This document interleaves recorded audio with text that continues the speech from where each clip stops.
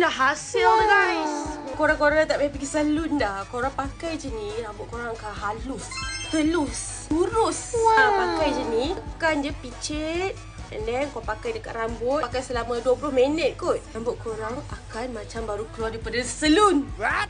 Payah daripada salon. Kau tengok rambut adik aku ni macam baru dawai kan. Lepas aku pakaikan ni, tengok hasil dia. Biar hasil yang membicara. Pada pakai dia, kau picit. Nanti dia akan keluar. Nanti dia keluar solution kat sini. Kau sikatkan je. Lepas tu korang sikat je. Sikat. Lepas tu korang biar je. Tunggu 15 ke 20 minit. Inilah hasil dia guys. Nampak halu. Do you like it?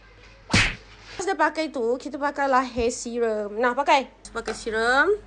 Gosok. Dia syarokan lah. Baik, mantap. Pula.